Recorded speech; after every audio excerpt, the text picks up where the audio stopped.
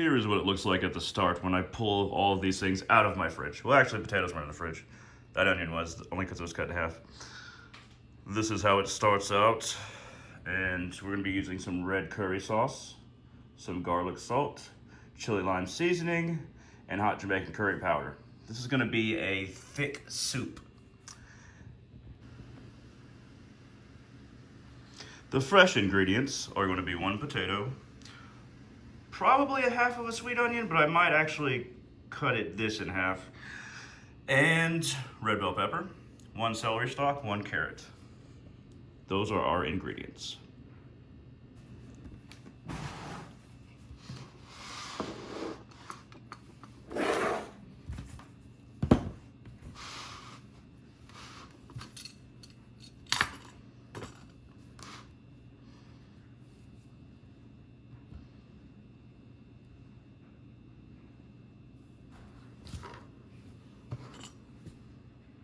What I like to do first is actually skin the potato.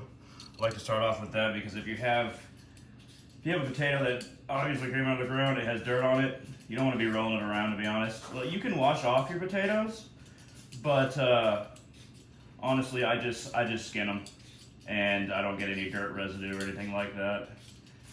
Kind of takes off a little bit at a time, the skinner does. And I'm just doing that right over my trash can.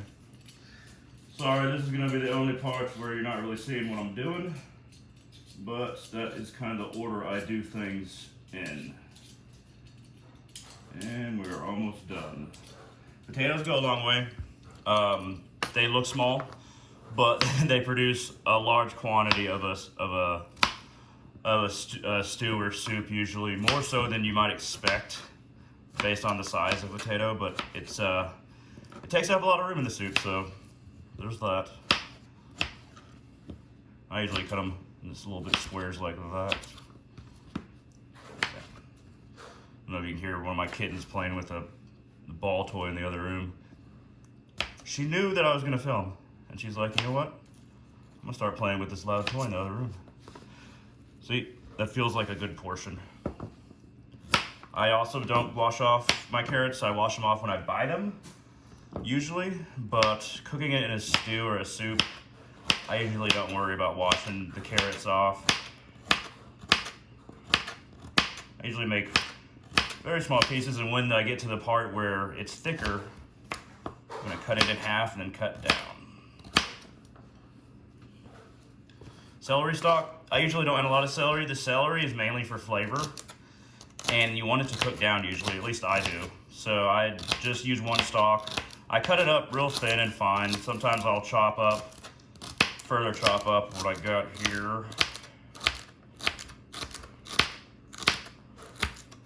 And just mash them up a bit like that. Just get a few more chops in there. And then that, ideally, should cook down, and if there is any celery left, it'll provide little bits of crunch. Depends on how much crunch that you want. This onion, yeah, it's gonna be definitely, well, hold on, let me see how much of I love sweet onions, by the way, but let me see how much of this. I'm gonna cut off the bottom and the top parts, get a little bit of thick root right there. So let's see how much this makes. I can only do it by eyeball after I cut it up. Once again, I cut this up pretty fine as well. I want that to cook down. And remember, with sweet onions, it adds a lot of flavor. It's not like yellow or white. Red, they seem hardier to me, but they don't have a necessarily different taste, not to me. Oh yeah, and if you enjoy this kind of video, feel free to like and subscribe and say, you know, I want to see you do more of this stuff. My channel's mostly a spirituality channel for anybody new that's watching this, but I like to throw in some cooking vids, some art vids, things like that. See, that feels like enough onion to me, so I'm gonna leave it like that. Now, what you can do before you even push the ingredients in the soup is, let's see if I have to eat my words here, because I might not be able, there it is. I'm not letting you see my fridge. So, what you can do, you don't necessarily need to do it over the pepper, But to just add a little bit more zing and also to get all the ingredients to pop, some lemon juice, just a liberal amount. And we're not going to use this whole red bell pepper, but we're going to use about half. Now, I often leave the seeds in if you don't like the seeds, or if you like, because some people can't process the seeds very well in their stomach. If you have stomach issues, then just strip them out. You can do it with a spoon even, but I'm gonna leave them in. I'm not too concerned about the seeds, to be honest. Bell peppers are also very mild, so you're not gonna get a lot of hotness or anything like that. And see, that feels like enough bell pepper to me too. You don't want a whole lot of it. It can be annoying as far as texture goes in your soup. I'm mainly doing it for it's gonna cook down a lot. Bell peppers definitely cook down. I'm mainly doing it for the flavor. This is gonna be a spicy and rich soup, stew kind of thing. I don't know what to call. I guess I could call it a stew rather. It's not gonna be very soupy. I'm gonna add water with the red curry sauce. Look at my expert slicing skills, everybody. All right, there we go. And that feels like a good amount of ingredients. Next, we're gonna go to the pot. So with this red curry sauce, honestly, I'm just gonna dump the whole thing in there. Now, if you're making a stew or a soup, you're gonna mix a good amount of water with it. I never really mix a whole lot of water. Well, I might this time, because this is definitely gonna be a stew. I'm gonna have to probably fill up this whole jar with that amount of water, so I'll go ahead and do that. Let's see if this is a good amount of water that I have here. So it may not seem like a lot of water to work with, which I'm actually gonna get some more. But the amount of water, I always like my stews and soups to be pretty thick. It depends on how you like your stews and soups, but this will definitely be enough right there. And a lot of liquid goes a long way, so just be careful how much you place in there. The next step I just made food last night too, that's why it's so dirty over here. I apologize. I usually turn it to about just above medium. And then I let the liquid heat up. Now, some people like to let it heat up to boiling. I usually don't wait till boiling, but we're gonna go ahead and wait for it to heat up. While we were waiting for that to heat up, let's talk about making a good Bloody Mary. So cover a glass in water, stick it in your freezer to make a chilled glass. Now, you can add, olives are always good choice. I like Early California. I actually like Kroger's just regular whole Coach Dill cocktail pickles. And you can also add jalapenos or something like that. But today I'm just gonna add some pickles. So what I'm gonna do is I'm gonna grab a little bit of moisture from the water on the fridge here, and then I'm gonna right around the rim. First thing you wanna do is put it in some kind of powder like this. So this is chili lime, Twangarita chili lime salt. Really good for making Bloody Marys. You can find it at Goody Goody or most liquor stores who have a section that's extensive like Goody Goody. But see, that's what you wanna see. You wanna see that nice thick spice film on it. And then I just grab a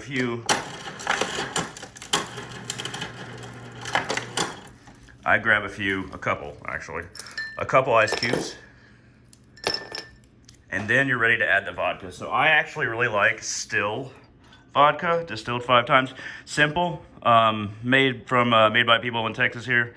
Very simple vodka, not flashy, but distilled 5 times, a good clean vodka. So let me go ahead and put the couple pickles, and then the vodka in there, and then we'll add the Bloody Mary mix, which there's a wide variety of. This is pretty simple, but it's good, and you got to shake it up real good beforehand. Remember to shake your mix up real good, and I did beforehand. So I put a lot of vodka in my Bloody Marys.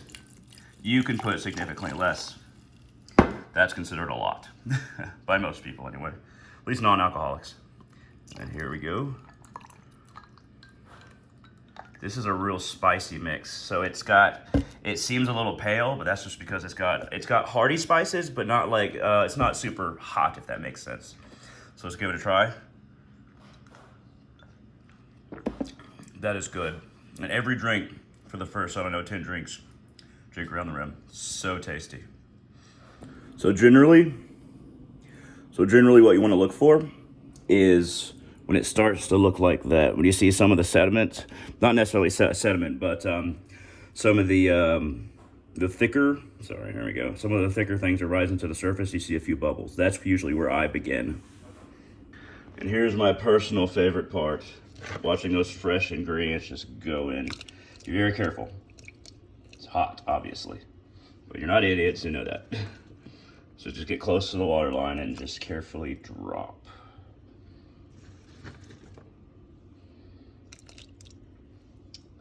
See?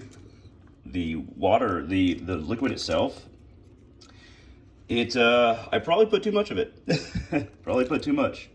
But it just means that I'm gonna have a lot of, it's gonna be more liquidy than I originally planned. But you know what, that's okay. And I might even add one more potato, to be honest. But when the ingredients cook down, the soup line will go down as well. So I'm gonna start adding my spices here. So first, a good amount of garlic salt. I love garlic salt though, so I like my soups real spicy.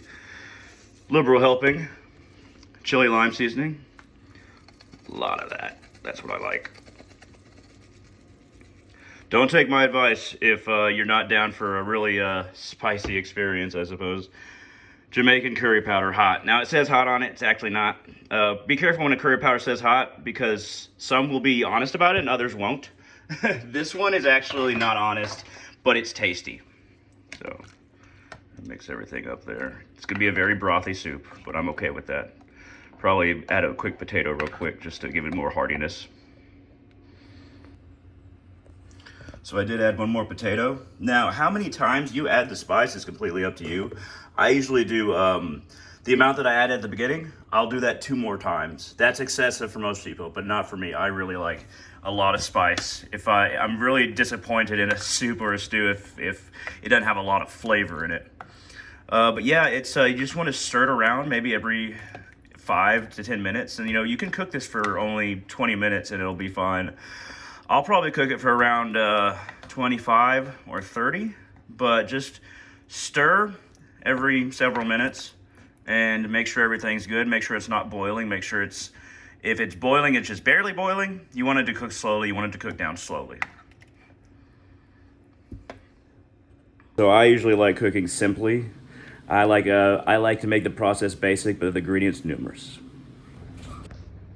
All right, so we're about 6 minutes in. It should not be boiling this much. This is why I'm gonna turn it back down to medium. You wanna start out just above medium, but I'm gonna turn it back down.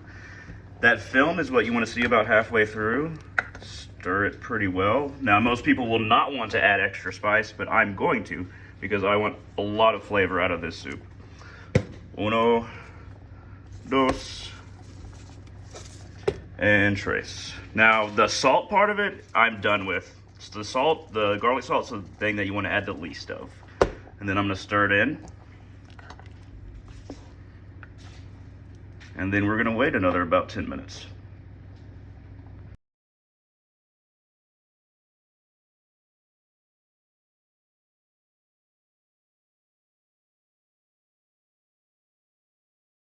So we are at a 4 heat. I just tested one of these potatoes and there's a bit of firmness. It just depends on how firm you want them to be. Usually people want them firm. Mine always end up being a little overcooked, to be honest. But I think that it's only gonna need another probably 5 minutes. So just something you just kind of gotta feel out for yourself based on what you're working with and what kind of heat you're working with. But another 5 minutes after medium potato firmness should be enough to get it to where we want it to be.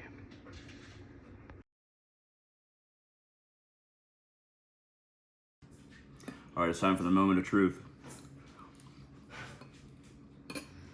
It's spicy, but I could add more spice. Not going to, but that is a spicy soup. Highly recommend it.